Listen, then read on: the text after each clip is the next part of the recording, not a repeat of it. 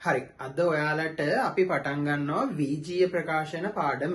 හරිද? වීජීය ප්‍රකාශන කිව්වහම මේක සාමාන්‍යයෙන් අපි 6 වසරේ ඉඳලා වගේ වීජීය සංකේත ගැන, වීජීය පද ගැන, ඔය චුටි චුටි දේවල් ටික ඉගෙනගෙන සාමාන්‍ය 8 දී වගේ පටන් ගන්නවා වීජීය පද දෙකක් ගුණ කරගන්න. ඊට පස්සේ 8 9 10 පන්ති 11 වෙනකොට වීජීය පද දෙකක් ගුණ කරගන්න. සජාතීය වීජීය පද එකතු කරන්න අඩු කරන්න. ඊට පස්සේ වරහන් ඉවත් කරන්න. ද්විපද ප්‍රකාශන ඔන්න ඔය වගේ කොටස් ඉගෙන ගන්නවා ටිකක් ලොකු පන්ති වලට එනකොට. එතකොට මම මේකේ පළවෙනි පාර්ට් එක විදිහට අරන් ඇවිල්ලා තියෙනවද? ඔයාලට මූලිකම කතාව. මොකද්ද? මම අද කරන්නේ වීජීය පද ගුණ කිරීම. නැත්තම් අපි හිතමු වීජීය පද දෙකක් ගුණ කරගන්න විදිය. එහෙම නැත්තම් වීජීය පදයකෝයි නැත්තම් සංඛ්‍යාවකෝයි ගුණ කරගන්න විදිය. ආන් මේ වගේ දෙන්නේ ගුණ කරගන්න විදිය තමයි මේ කියලා දෙන්න හදන්නේ. හරි එතකොට බලන්නකො මගේ උදාහරණ ටික දිහා. මෙතන ඉන්න ඉස්සෙල්ලාම දෙක ගුණ කිරීම x කියලා. මම ඉස්සෙල්ලා පළවෙනි ගණන් ටිකේ ඔයාලට අර ධන ඍණ ලකුණු විශේෂ කරලා නැහැ. නිකන් කතාවක් විතරයි දීලා තියෙන්නේ. ඇත්තටම මෙයාලා මේ ලකුණක් දාලා නැහැ කියන්නේ ඔයාලා දන්නවා මේවා ධන සංඛ්‍යා කියලා නේ. හරි. එතකොට මම ඒක ගැන මොකුත් කියන්නේ නැතුව දැනට නෝමල් එකේ යන්නම්. හරිද? අපි ධන කතාව පැත්තක දාමු. ධන තමයි. හැබැයි ඒක පොඩ්ඩක් අමතක කරලා අපි වැඩේ කරමු. හරි. දෙක ගුණ කිරීම x. ඕක මට කියන්න පුළුවන්. දෙක ගුණ කිරීම x කියන්නේ 2x කියලා කියන්න පුළුවන්. ඔච්චරයි සරලවම ඔච්චරයි. හරිද? දැන් ඕක බැරි අයත් ඉන්න පුළුවන් නේ. ඒ නිසා තමයි මේක පළවෙනි පාර්ට් එක විදිහට මේක මූලිකම දෙයක්. මේක හොඳට පුළුවන් වෙන්න ඕනේ. හරි. ඒතර දෙක ගුණ කිරීම x කියන්නේ එහෙනම් 2x කියලා අපිට කියන්න පුළුවන්. ඊළඟට පහ ගුණ කිරීම t කියන්නේ එතකොට අර විදිහටමයි 5t කියලා කියන්න පුළුවන්. පහ ගුණ කිරීම t කියන්නේ 5t. ඊළඟට 6 ගුණ කිරීම m කියන්නේ එහෙනම් 6im. 6 ගුණ කිරීම m කියන්නේ 6im. තාම මම ඔය ලකුණු ගැන මොකුත් කියන්න ගියේ නෑ. හරිද? ඊට පස්සේ මෙතනත් මෙහෙමමයි අර විදිහටමයි මේ වගේ මොකද්ද විශේෂත්වය? වීජීය පද ගුණ කරනකොට ඉලක්කම් වෙනම ගුණ කරනවා නැත්නම් සංඛ්‍යා වෙනම ගුණ කරනවා. ඒකේ ඉන්න ඉංග්‍රීසි අකුරු ටික නැත්නම් වීජීය සංකේත ටික වෙනම ගුණ කරගන්නවා. හරි? මෙතන 2x ගුණ කිරීම 6යි වයිනේ තියෙන්නේ. එතකොට ඔක මට ලියන්න පුළුවන් මේ ඉලක්කම් දෙක ගුණ කරනවා. 2x ගේ 2 ගුණ කරනවා 6යි y ගේ 6යි. දෙවරක් 6 12යි කියලා එනවා. x ගුණ කිරීම y කියන්නේ xy කියලා එන්නේ. ඒ කියන්නේ දෙවරක් 6 ඉලක්කම් දෙක ගුණ කරලා හැමම ලියනවා ගුණ කරලා එන උත්තරේ ඊට පස්සේ ඉංග්‍රීසි අකුරු දෙක හෙවත් වීජීය පද දෙක ඒ විදිහටම ලියලා දාන්නයි තියෙන්නේ. හරිද? එහෙනම් දෙවරක් 6 12යි xy කියලා එන්නේ. ඊළඟට 3යි k ගුණ කරනවා 5යි t ගේ. එතකොට මෙතනත් අර විදිහටමයි මේ සංඛ්‍යා දෙක ගුණ වෙනවා 3 වරක් 5 15යි kt කියලා එන්නේ. 15යි kt කියලා එන්නේ. හරිද?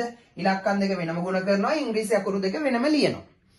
ඊළඟට මෙයාගේ 2x ගුණ කිරීම 5y. එතකොට මෙතනදී මොකද වෙන්නේ? 2යි 5යි ගුණ වෙනවා. මෙයා වෙනම වීජීය පදයක්, මෙයා වීජීය පදයක්. හැබැයි ඒ දෙන ගුණ කරන්න තියෙන නිසා දෙවරක් 5 අපිට පුළුවන් දෙවරක් 5 10යි කියලා ලියලා දෙවරක් 5 10යි x ගුණ කිරීම y කියන්නේ අපි ලියනවා xy කියලා. ඕම තමයි සාමාන්‍යයෙන් අපි වීජීය පද ගුණ කරන්නේ. හරිද? ඊළඟට 3im කියන වීජීය පදය ගුණ කරන්න ඕනේ 4ip කියන වීජීය පදේ. එතකොට මේකෙත් අර සාමාන්‍ය විදිහටමයි මොකද්ද? ඉලක්කම් දෙක නැත්තම් දෙකක් හරි තුනක් හරි ඕන තරමක් ඉන්නත් පුළුවන්. හරිද? අපි දෙකක් නේ අරන් තියෙන්නේ දැන් මෙතන. මේකෙත් තියෙන සංඛ්‍යා දෙක වෙනම ගුණ කරනවා. 3 වරක් 4 12යි කියලා එනවා. 3 වරක් 4 12යි. ඊළඟට m අකුරයි p අකුරයි. ඒ දෙන්න හැමම ලියන්න තියෙන්නේ 12යි mp කියලා එන්නේ. 12යි mp උත්තරේ. කියන්නේ 3im කියන කෙනා 4ip ගෙන් වැඩි කරොත් 4 වරක් 3 12යි mp කියලා එන්නේ. හරිද? ඊළඟට මෙතන ඊළඟට 8 වෙනි උදාහරණය මම අරන් තියෙනවා 3x කියන සංඛ්‍යාව නැත්නම් 3x කියන විජ්ජීය පදය 5x කියන විජ්ජීය පදයෙන් ගුණ කරන්න තියෙන්නේ. එතකොටත් අර විදිහටමයි 3 වරක් 5 අපිට එනවා 15යි කියලා. 3 වරක් 5 15යි x පද දෙකක් ඉන්නවා. ආන් එතකොට 2x එහෙම එකක් එන්නේ නැහැ. එකම පදේනේ x පදයක් x පදයක්. ආන් ඒ නිසා වල ලියන්න ඕනේ x වර්ගය කියලා. එහෙනම් මෙතනදී මොකක්ද උනේ? ඉලක්කම් දෙක සාමාන්‍ය විදිහට වැඩි කරා 3 වරක් 5 15යි x පද දෙකක් නිසා අපිට එනවා x වර්ගය කියලා. ඒ කියන්නේ එකම පදේ දෙපාරක් ගුණ කරොත් වර්ගය තමයි හැදෙන්නේ. හරිද? හරි. එතකොට ඔතන මම මෙතන කියලා නෑ අර ධන ඍණ ලකුණු ගැන. ඇත්තටම මේ සංඛ්‍යා සෙට් එකම ධන සෙට් එකක් තමයි. හරිද? මේකත් මෙයක් ධන කෙනෙක්, මෙයක් ධන කෙනෙක්, මෙයක් ධන කෙනෙක්. ඒ නිසා ගුණ කරාම ලැබෙන උත්තරත් ධන නිසා මම ඒක විශේෂ කරලා කිව්වේ නෑ. හැබැයි ඔයාලට ධන සංඛ්‍යාවක් එක්ක නැත්නම් ධන වීජීය පදයක් එක්ක ඍණ වීජීය පදයක් හරි ඍණ වීජීය පදයක් එක්ක ඍණ වීජීය පදයක් හරි ඒ කියන්නේ ධන ඍණ කෙනෙක් හරි ඍණ දෙන්නෙක් හරි ගුණ කරන්න එන්නත් පුළුවන්. ආන් ඒ වෙලාවට තමයි මම මේ උදාහරණ ටික අරන් තියෙන්නේ. මේ බලන්න. දැන් මං කියනවා අර ඔයාලට අපි අර ඉස්සෙල්ලාම අර මොකද සදිශ සංඛ්‍යා නැත්තම් සදිශ සංඛ්‍යා වීඩියෝ එක මං ඔයාලට කරලා තියෙනවා. ඒක මේක බැරි ළමයි මොකද කරන්න ඕනේ? ඒක බලලා සදිශ සංඛ්‍යා ගුණ කිරීම කියලා වීඩියෝ එකක් ඔයාලට දාලා තියෙනවා. ආන් ඒ වීඩියෝ එක බලලා මෙතෙන් ආවනම් ඔයාලට තව හොඳට තේරෙනවා. හරිද? එතකොට ඍණ දෙක කියන සංඛ්‍යාව ගුණ කරන්න ඕන. ඔයාලට පේනවා මෙතන x ලකුණක් දාලා නැහැ කියලා. x ලකුණක් දාලා නැහැ කියන්නේ ධන සංඛ්‍යාවක් කියන එක. සාමාන්‍ය අපි ධන ලකුණක් ලිව්වේ නැත්නම් ඒක අනිවාර්යෙන් ධන සංඛ්‍යාවක් කියලා තමයි පිළිගන්නේ.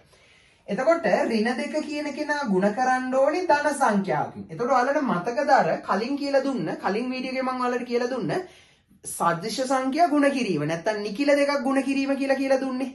එතකොට ඔයාලට මතකද කියලා දුන්නා ධන සංඛ්‍යාවක් එක්ක ධන සංඛ්‍යාවක් ගුණ කරොත් ධන උත්තරයක් එන්නේ. ඍණ සංඛ්‍යාවක් එක්ක ඍණ සංඛ්‍යාවක් ගුණ කරොත් ඒත් ධන උත්තරයක් එන්නේ. ඒ කියන්නේ එකම ජාතියේ ලකුණු තියෙන දෙන්නෙක් ගුණ කරොත් ධන හරි ඍණ හරි එතකොට එන්නේ ධන උත්තරයක්. ඊළඟට ඍණ සංඛ්‍යාවක් එක්ක ඍණ සංඛ්‍යාවක් එහෙම නැත්නම් ඍණ සංඛ්‍යාවක් එක්ක ධන සංඛ්‍යාවක් එහෙම නැත්නම් ධන සංඛ්‍යාවක් එක්ක ඍණ සංඛ්‍යාවක් ප්‍රතිවිරුද්ධ ලකුණු තියෙන දෙන්නෙක් ගුණ කරොත් උත්තරේට ඍණ එන්නේ කියලා දුන්නා. ආන් ඒකම පාවිච්චි කරනවා අපි මෙතන. එතකොට මෙතනදී මට කියන්න පුළුවන් ඍණ දෙක කියන කෙනා ගුණ කරනවා ධන x කින්. එතකොට ඔන්න ඔයාලට මතක් වෙනවා අපි දන්නවා ඍණයි ධනයි ගුණ කරාම ඍණයි දෙක ගුණ කිරීම x කියන්නේ 2x කියලා අපිට එනවා. එහෙනම් ඍණ දෙක x කින් ගුණ කරොත් අපිට එනවා ඍණ 2x කියලා. හරිද? ඊළඟ මෙතනත් ඒ විදිහමයි ඍණ 5 කියන සංඛ්‍යාව ගුණ කරනවා ධන c කින්. මෙතන ලකුණක් නැහැ කියන්නේ ධන සංඛ්‍යාවක්. එහෙනම් ඍණ 5 ධන c කින් ගුණ කරොත් අපිට එනවා අර කතන්දරේමයි නිකිල සංඛ්‍යා ගුණ කිරීම විදිහටමයි ඍණයි ධනයි ඍණ 5 වරක් c කියන්නේ අපි කියනවා 5යි c කියලා. ඒක සාමාන්‍ය විදිහට ගුණ කරන්න තියෙන්නේ. ලකුණු ටික ගුණ කරා ඊට පස්සේ සාමාන්‍ය විදිහට ගුණ කරන්න තියෙන්නේ. ඊළඟට ඍණ 3යි t ගුණ කරනවා ධන 5න්. එතනත් අර විදිහටමයි අර නිකිල ගුණ කිරීමේ නීතිය පාවිච්චි කරන්න ඕනේ. ඍණ 3යි t ධන 5න්. හරි ඉස්සෙල්ලා අපි ලකුණු ගුණ කරගමු. ඍණයි ධනයි ඍණ. කියන්නම් මෙතන ඍණ 3යි t මෙතන ලකුණක් නැහැ කියන්නේ අපි සලකන්නේ ධන 5 විදිහට. එන ඍණයි ධනයි ගුණ කරනකොට ඍණ 3යි t 5න් වැඩි කරොත් දැන් අපි ඉස්සෙල්ලා විදිහට ගන්න පුළුවන් 3 වරක් 15යි t කියලා එන්නේ. එහෙනම් ඍණ 15යි t කියලා තමයි උත්තරේ එන්නේ. හරි. එතකොට මේ ගානට එන්නකො 12 වෙනි ගානේ. මේ බලන්න මෙතන 3 ඉන්නවා. 3 කියන්නේ එතකොට ඔයාලා පේනවා 3ට ඉස්සරහින් ලකුණක් ලියලා නැහැ. ලකුණක් ලියලා නැහැ කියන්නේ අනිවාර්යෙන් අපි සලකන්නේ ධන සංඛ්‍යාවක් විදිහට. එතකොට මෙන්න මේ ධන 3 ගුණ කරන්න ඕනේ ඍණ 2x කියන කෙනාගෙන්. ධන 3 ගුණ කරන්න ඕනේ ඍණ 2x කියන කෙනාගෙන්. එතකොට මේක කොහොමද ගුණ කරන්නේ? මෙයා ගුණ කරන්නේ අර විදිහටම තමයි. ධනයි ඍණයි ඍණ. ධනයි ඍණයි ඍණ නිකිල සංඛ්‍යා ගුණ කරපු විදිහටමයි ඒ නීතියමයි ධනයි ඍණයි ඍණ. ඊට පස්සේ 3 වරක් 2x අපිට එනවා 3 වරක් 2 6යි x කියලා. හරිද? ඉලක්කම් ටික වෙනම ගුණ කරනවා ඉංග්‍රීසි අකුරු ටික වෙනම ලියනවා. එතකොට ඔයාලට පේනවා මෙතනයි යද්දි පොඩි වෙනසක්. මොකද්ද? මෙයාට වරහන් කරලා තියෙනවා, මෙයා වරහන් කරලා තියෙනවා, මෙයා වරහන් කරලා නැහැ. ඒතර ඒක ලොකු ගැටලුවක් වෙන්නේ. මෙතනත් අදහස ඍණයි 3යි t කියන කොටස ඍණ 3යි t කියන කොටස පහෙන් ගුණ කරනවා කියන අදහස මෙතන තියෙන්නේ. මෙතනත් තියෙන්නේ මේ වගේම අදහසක්. මොකද්ද? ඍණ 2x කියන සංඛ්‍යාව ගුණ කරනවා 3න් කියලා. ඒතර මේකේ වරහන තිබ්බත් නැතත් ලොකු ප්‍රශ්නයක් වෙන්නේ අපිට. ලොකු ප්‍රශ්නයක් කියන්නේ ප්‍රශ්නයක් නැහැ අපිට. හරි. මෙතනත් මෙයා වෙනම කොටසක් ගුණ කරනවා වෙනම කොටසකින්. මෙතනත් වෙනම කොටසක් ගුණ කරනවා මෙතනකින්. ඒ කියන්නේ මේ වගේ තැනකදී ඍණ ලකුණ තිබ්බත් නැතත් ගැටලුවක් නැහැ. හරි මම මේක වැඩි හොඳට ඍණ ලකුණක් දාලා තියෙනවා. ඇත්තටම ඔක සාමාන්‍යයෙන් දාන්න නැති අවස්ථාවක් තියෙනවා අපි. හරි. මෙතනදී අපි බලමු ඍණ 5යි t ගුණ කරන්න ඕනේ ධන 3යි x කින්. ඍණ 5යි t ගුණ කරනවා ධන 3යි x කින්. එතකොට අර නීතියමයි ඍණයි ධනයි ඍණ ඍණයි ධනයි ඍණ 5යි t 3යි x කින් වැඩි කරොත් 5 වරක් 3 15යි 5 වරක් 3 15යි tx කියලා එන්නේ. 15යි tx කියලා එන්නේ. හරි එහෙනම් ඒකත් ඉවරයි. ඊළඟට 14 වෙනි උදාහරණේ මම එතන අරන් තියෙන්නේ. එතන දැක්කද ඔයාලට පේනවා එයාව වරහන් කරලා නෑ මම. ඒක ප්‍රශ්නයක් නෑ. මෙයා වරහන් කරලත් නෑ. හැබැයි දන්නවා මේ දෙන්න සම්බන්ධ වෙලා ඉන්නේ ಗುಣ කිරීමකින් කියලා. එතකොට මේ දෙන්න ಗುಣ කරන්න තියෙන්නේ. වරහන දැම්මත් කමක් නෑ සාමාන්‍යයෙන්. හරි? හරි. එතකොට එහෙනම් අපි ಗುಣ කරමු ඍණයි ධන. මම සාමාන්‍යයෙන් ධන ලකුණ දැන් ලියන්නේ නැහැ. සාමාන්‍යයෙන් මම කියවනේ ධන ලියලා නැත්නම් ඒක ධන සංඛ්‍යාවක් කියලා.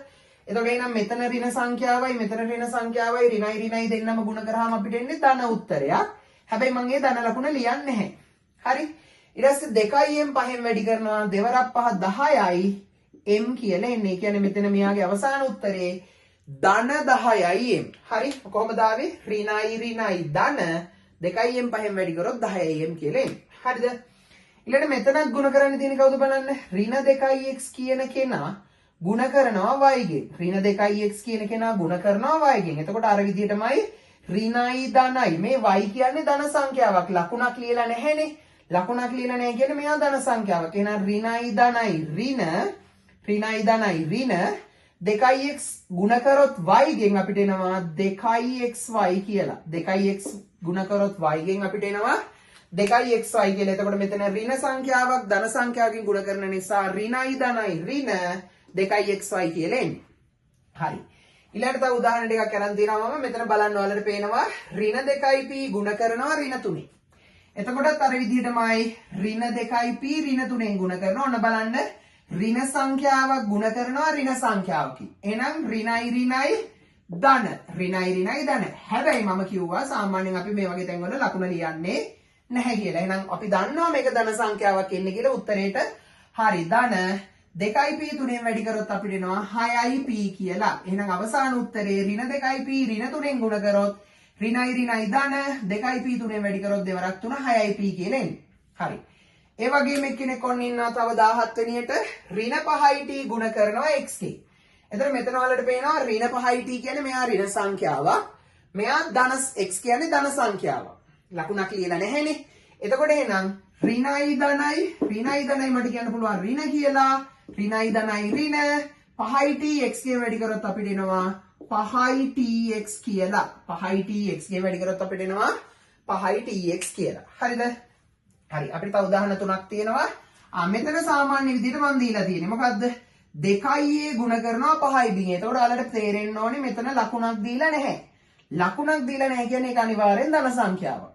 ඒතර මෙතනත් ලකුණක් දීලා නැහැ. එතකොට එයත් ධන සංඛ්‍යාවක්. අපි දන්නවා ධන සංඛ්‍යාවකින් ගුණ කරනකොට ධන. එහෙනම් ධන ලකුණ ලියන්න අවශ්‍ය නැහැ. හරිද? ඊට පස්සේ ඉලක්කම් දෙක ගුණ කරනවා. 2 වරක් 5 10යි. 2 වරක් 5 10යි ab කියලා එන්නේ. එහෙනම් උත්තර එනවා 10යි ab. ඊළඟට උදාහරණේ මෙතනත් මම ඔයාලට පේනවා ලකුණක් දාලා නැහැ. ඒ කියන්නේ 3k කියන්නේ ධන සංඛ්‍යාවක්. මෙයාගෙත් m අකුරට ලකුණක් දාලා නැහැ. එතකොට m කියන්නේ ධන සංඛ්‍යාවක්. එහෙනම් ධන ඒක ලියන්න ඕනෙත් නැහැ. ලිව්වට වැරද්දකුත් නැහැ ඉතින් ධන 3k m ගෙන් වැඩි කරොත් අපිට එනවා 3k m කියලා. එහෙනම් යාගේ අවසාන උත්තරය ධන 3k m. හරි. මෙතන මම මේ තියෙන්නේ ගුණ කිරීමේ ලකුණ. ඊළඟට ඔයාලට පේනවා ඍණ 2it ගුණ කරනවා ඍණ 3. ඍණ 2it ගුණ කරනවා ඍණ 3. එතකොට ආර විදියටමයි කලින් විදියටමයි ඍණයි ධන හැබැයි මම ධන ලකුණ ලිව්වේ නැහැ. ලියන්නේ මම ධන ලකුණ. ඍණයි ධන 2it 3ෙන් වැඩි කරොත් අපිට එනවා දෙවරක් 3 6යි t කියලා. ඔන්න ඔය විදිහට තමයි ඔයාලට වීජීය පද දෙකක් ගුණ කරගන්න තියෙන්නේ. මේක ඔයාලට මූලික දැනුමක් විදිහට ඕන වෙනවා. මොකටද? ගොඩක් පාඩම් වල දැන් සාමාන්‍යයෙන් අපි ඕලෙවල් දක්වා යනවා කියලා හිතමුකෝ. එතකොට ඕලෙවල් වල ප්‍රස්ථාර පාඩම් අස්සට, සමීකරණ පාඩම් අස්සට, නැත්නම් ජ්‍යාමිති කොටස් අස්සට මේ ගොඩක් තැන්වල මෙන්න මේක ඕන වෙනවා. මේ දේවල් ගුණ කරගන්න ඕන වෙනවා. ගොඩක් තැන්වල බීජගණිතය ඇතුළු ගොඩක් තැන්වල මේ දේවල් ඕන වෙනවා. ඒ නිසා මූලික පාඩමක් විදිහට මේක බොහෝ වෙලාවට වැදගත් වෙන්නේ 8 වසර 9 වසර 10 වසර 11 වසර දරුවන්ට. ඒත් ඒ කට්ටිය මේක අනිවාර්යෙන් බලලා මේකට පොඩි නෝට් එකක් හදාගෙන ගණන් ටිකක් ප්‍රැක්ටිස් කරගන්න. හිතින් හදාගන්න පුළුවන් මේ වගේ ගණන් ටිකක්. හිතින් මේ විදිහ ටිකක් දාලා ප්‍රැක්ටිස් කරගන්න. එතකොට මේක හොඳට පුරුවක් වෙනවා. හරි. එහෙනම් ඔතනින් අදට වීඩියෝ එක ඉවරයි. මම ඔයාලට අලුත් වීඩියෝ එකක් තව ඊළඟ දවසේ අරන් එන්නම්.